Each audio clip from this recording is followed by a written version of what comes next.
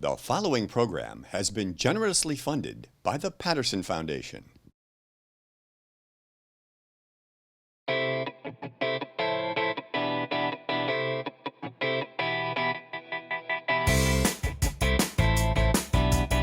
This book is cool.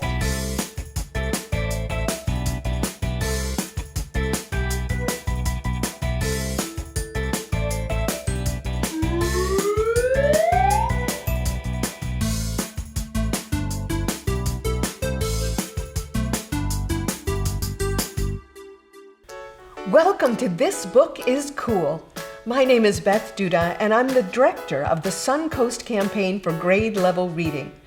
Today, we have a book that I think you're going to find hilarious. It's called The Day I Swapped My Dad for Two Goldfish.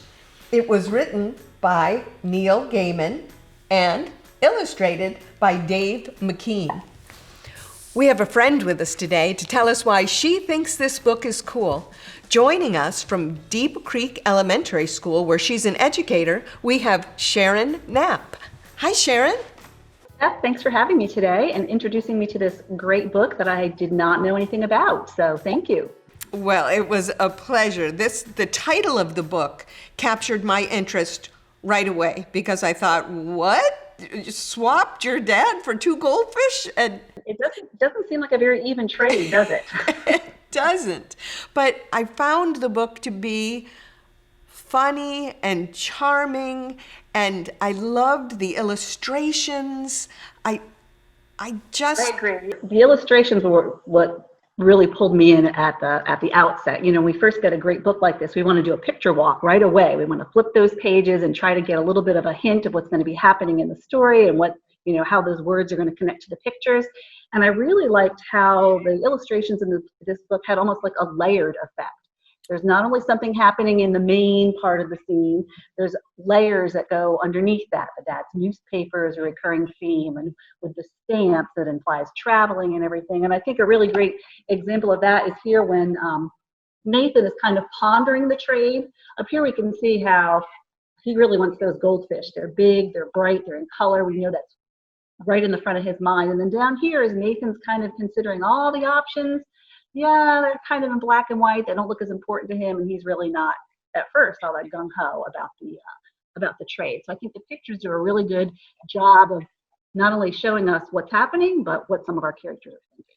And so imaginative, because even in the pictures you just showed us, the illustrations are a little bit different. Like we didn't see, you know, all of the facial features, and we didn't see all of the details.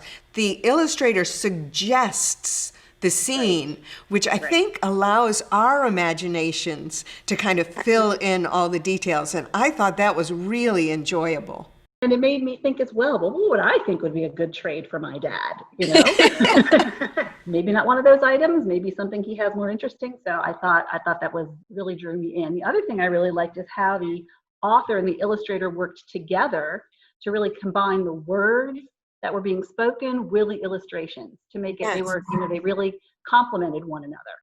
I'm showing a picture that shows how the words are almost drawn to be part of the picture.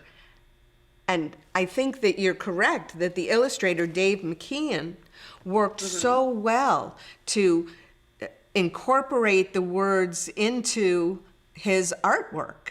Yeah, into his artwork. And again, I flipped through the page and we see here where it's kind of like a normal dialogue here, the words as we would expect in our little word bubbles.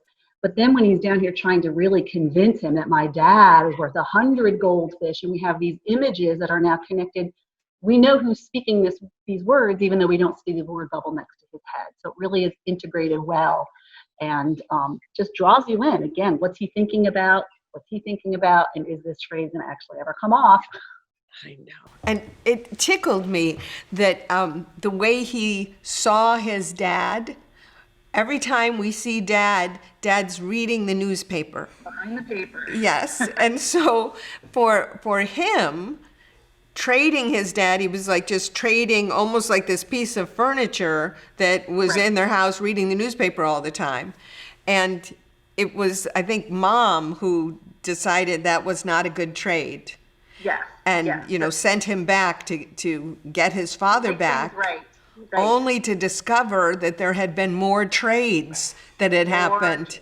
So you brought in Mom, and one of my favorite parts in the book, as both an elementary school teacher and a former mom myself, is when she comes home and we're trying to get her attention drawn to the goldfish, and she's putting away her groceries, and where's your father? And I can't seem to find your father. And we hear Sister mumbling, and she tells Sister, please don't talk with your mouth full. That's not what we're supposed to be doing.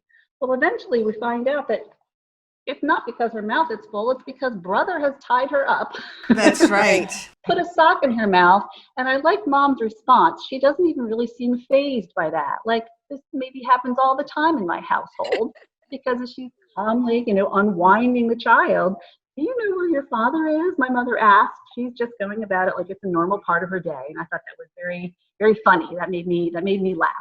I enjoyed the humor of that as well. And I think that's one of the things that we can really like about books, that things that in real life, like, if somebody ever really did that to their sister, they would be in terrible trouble. And I just can't even imagine the punishment. But when you're writing a story, you can use your imagination to, want your sister not to tattle on you. And in your imagination, you can put a sock in her mouth, and all of those things you can do when you're creating something. And I think that gives us a freedom that we don't have in real life.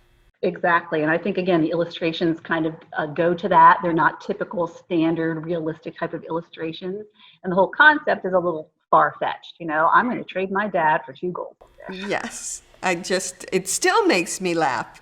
I enjoyed the book. I'm hoping that a lot of the children who will read this book not only will enjoy the book, but they'll also be inspired to think about what's the creative way they can tell the stories they have in their imagination. Exactly right. Exactly right. So we follow them through the path of, like you said, many, many trades. He got traded for a guitar and for a gorilla mask and for a bunny. And then we finally find Dad in the rabbit hutch. And what's he doing? He's doing what he always does. He's reading his paper. And it made me wonder during this whole time, did Dad ever protest? Did he simply go along with the trade? Was he confident his family would come find him? I wanted to kind of know what is going through Dad's mind during all this. Well, He's that pretty silent on the topic. that could be a good flight of fancy for your imagination. You could imagine this whole story from Dad's point of view, which would be really fun. Right. And it almost seems, as you said before, the newspaper seems like a barrier. It's like he's not even paying attention to what's happening. And so the final trade happens, they get Dad back, and they're walking home. And of course, Brother and Sister start to have a little squabble. And she's going to tell the school that he likes the girl that they last traded with. And Dad finally speaks. He says, children. So even though it seems like he's not paying attention, he's aware what's going on. It did. It made me laugh too. Do you have any final words about why it's so important for kids to keep reading over the summer? Well, I have some words, but I can't take credit from them. They come from my good friend, Dr. Seuss. But the more that you read, the more that you know, the more that you'll learn, the places you'll go. Reading is really that door that opens up the world to us and lets us experience things that we might not be able to from our homes, periods of time that we can explore that happened before we were here, realistic places to visit, fantasy places to visit. And it just lets us experience things that we might not be able to experience, on our own. Well, I appreciate you spending time with us today and sharing why you think this book is cool. And thank you for being with us. Thank you. Friends, keep reading over the summer. It'll get you out of the house, and your mind can help you travel everywhere. So thanks so much. It was great talking with you today. Bye-bye. Sharon Knapp really enjoyed the book. The day I swapped my dad for 2 goldfish, and I have to say, I did too. This book will be enjoyable not only for the children who read the book, but I think all of the adults who read the book are going to enjoy it too. This is a great book to share as a family. The author has included some wonderful words for our word bank. The first word for our word bank is the word attention. Attention. That means taking notice of something. Our next word is the word swap. Swap. That means to give one thing to get something else in return. A lot of times people like to swap food at lunchtime. Our next word is the word discover. Discover. That means to gain insight or gain knowledge for the very first time. Discover. The next word for our word bank is the word odd. Odd. Odd means something different from the ordinary or different from what we expect. And our final word today for the word bank is the word innocent. Innocent. That means not guilty of anything. In this book, The Day I Swapped My Dad for Two Goldfish, I'm afraid the young boy in the story isn't exactly innocent because he did swap his dad for two goldfish. Have you ever wanted something that one of your friends has had? I remember when I was young, one of my friends had a really nice purple bike, and I really wanted a bike just like that. And I wondered if there was anything I had I could swap for that bike. I never thought about swapping my dad. Our activity for this week is for you to create two wonderful goldfish. Well, not to grow your own fish, but to make them. Look what we have here. We've made goldfish out of tissue paper. Aren't they cute? This is a quick craft project. What we did is we crumpled up one piece of tissue paper into a ball, and then we put another piece of tissue paper around it to make the body, and then we put two little pieces of tissue paper on it for the fins.